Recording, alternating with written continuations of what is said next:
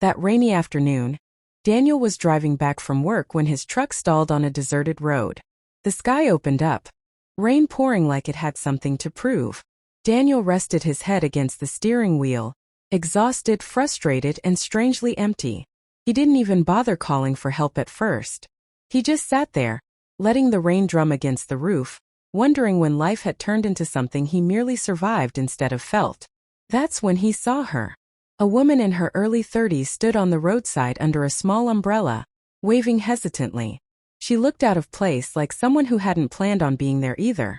Daniel rolled down the window, irritation flashing across his face before fading into resignation. She asked if he needed help. He almost said no, almost shut the window and returned to his silence. But something in her voice, soft, unsure yet determined, made him pause. Her name was Grace Miller. She explained that her car had broken down a mile back, and her phone battery was dead. She had been walking in the rain, hoping to find someone. Daniel sighed, stepped out into the downpour, and popped the hood of his truck. Neither car would start.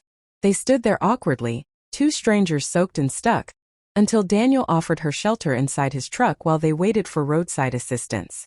At first, the silence was thick and uncomfortable. Rain streaked the windshield as Grace hugged her coat tighter. She thanked him again, her voice trembling, not from cold but from something deeper. Daniel noticed it but didn't ask.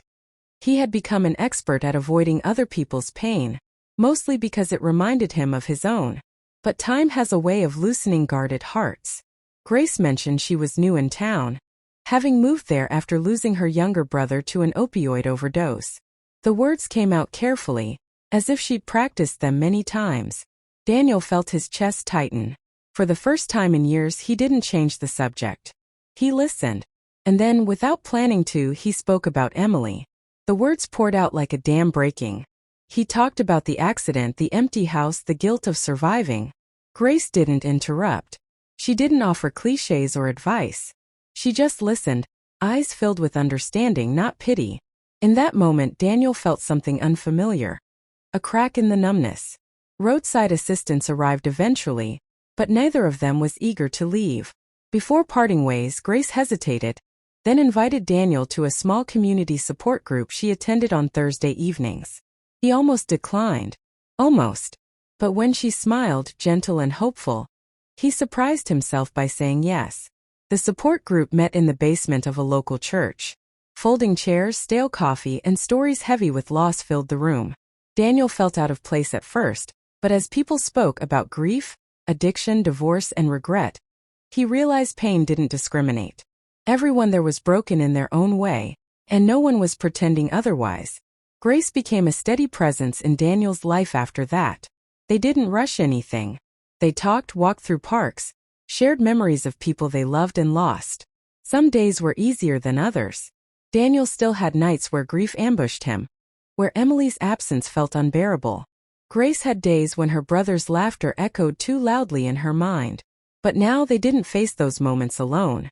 The real challenge came when Daniel was offered a promotion that required relocating to another state. It was a chance to escape memories, to start fresh, but also a chance to run. Grace encouraged him to think deeply, not to make decisions out of fear. For the first time, Daniel realized healing wasn't about forgetting the past. It was about carrying it without letting it crush you. In the end, Daniel declined the promotion. He chose to stay, to build a life rooted in honesty and connection. He began volunteering at the support group, mentoring others drowning in grief. Grace went back to school to become a counselor, determined to help families affected by addiction. Together, they didn't erase their pain. They transformed it. Unexpected healing didn't come as a miracle or a sudden moment of clarity.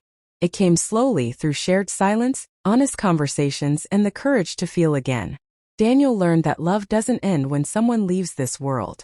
It changes shape, finds new ways to breathe.